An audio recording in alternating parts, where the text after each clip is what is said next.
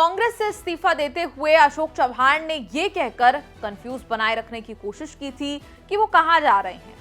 24 घंटे भी नहीं लगे, अशोक चव्हाण कांग्रेस से सीधे बीजेपी के कैंप में दिखे।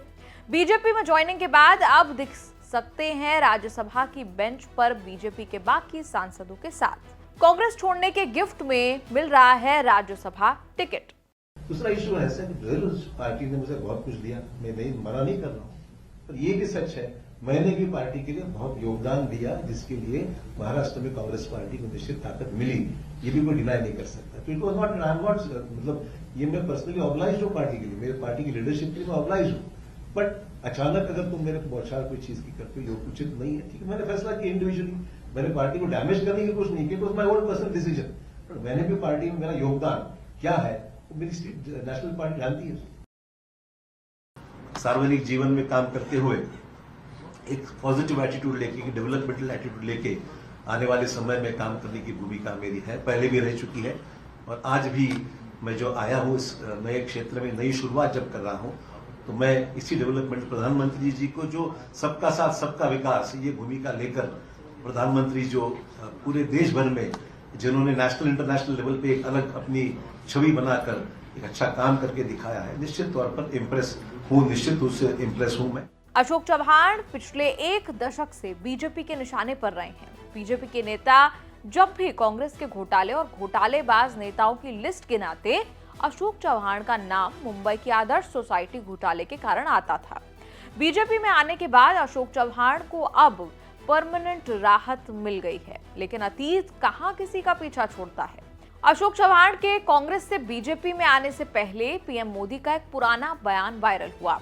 मोदी नांदेड़ में आदर्श सोसाइटी घोटाले को लेकर अशोक चव्हाण पर चुटकी ले रहे थे। कुछ ले लेते हैं क्या?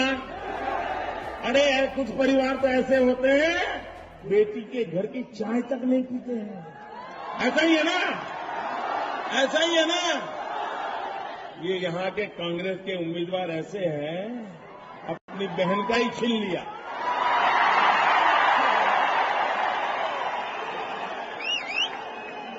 क्या सत्ता भूख है भाई, क्या सत्ता भूख है? अरे बहन को तो देना चाहिए, बहन से लूटना नहीं चाहिए। एक आदर्श सोसाइटी बनाने की कोशिश थी, शहीदों के परिवार को धोखा दिया था। इससे तो नांदेड़ और पूरा भारत भली भांति परिचित है।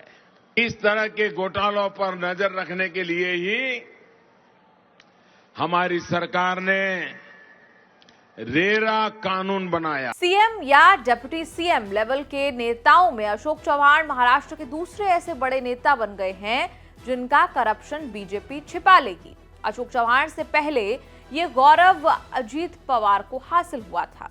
शरद पवार के भतीजे और एनसीपी नेता अजीत पवार पर भी करप्शन के घनघोर आरोप हैं। अजीत पवार के बीजेपी में आने से करीब 100 घंटे पहले मोदी ने अजीत पवार के 70,000 के घोटाले को लेकर ताना कसा था, लेकिन 100 घंटे बाद कहा सुना सब माफ हो गया। अगर मैं एनसीपी की बात करूं तो एनसीपी पर भी करीब 70,000 करोड़ रुपए के घोटालों का आरोप है। महाराष्ट्र स्टेट कोऑपरेटिव बैंक घोटाला, महाराष्ट्र सिंचाई घोटाला, अवैध खनन घोटाला, इनकी लिस्ट भी बहुत लंबी है। इन पार्टियों के घोटालों का मीटर कभी डाउन ही नहीं होता। बीजेपी में अजीत पवार को साथ लाने के लिए एनसीपी तक तुड़वा दी। देवेंद्र फडणवीस दावा करते थे कि अजीत पवार जेल में चक्की पीसेंगे। अब शिंदे की सरकार में डिप्टी सीएम अजीत पवार के बराबर रुतबा है देवेंद्र फडणवीस का।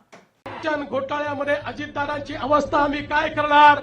आमचे नाथाभाऊ खडसेंच्या भाषेत सांगायचं झालं तर आमचं सरकार आल्यानंतर अजितदादा चक्की पिसिंग पिसिंग पिसिंग एंड पिसिंग। मोदी जिस आदर्श सोसाइटी घोटाले को लेकर भाषण दे रहे थे, उसी घोटाले के कारण अशोक चव्हाण की राजनीति की ऐसी तैसी हुई। आज तक अशोक चौहान आदर्श सोसाइटी घोटाले की जांच चल रही है, लेकिन अब तो अशोक चौहान बीजेपी के हो गए। लोग कह रहे हैं कि दागी अशोक चौहान अब बीजेपी की वॉशिंग मशीन में आकर क्लीन हो जाएंगे।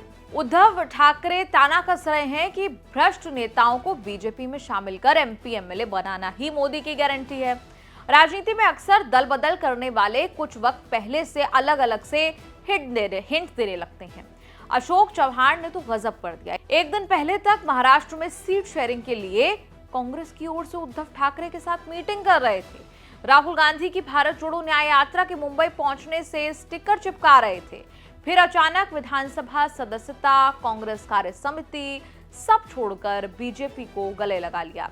अच्छी बात बस इतनी रही कि कांग्रेस से जाते जाते ना तो राहुल गांधी को भला बुरा कहा, ना कांग्रेस को बद्दुआएं दी। इस पूरी रिपोर्ट पर आपका क्या कहना है? आप कमेंट्स में लिखकर अपनी राय जरूर दें और देखते रहिए न्यूज़ तक।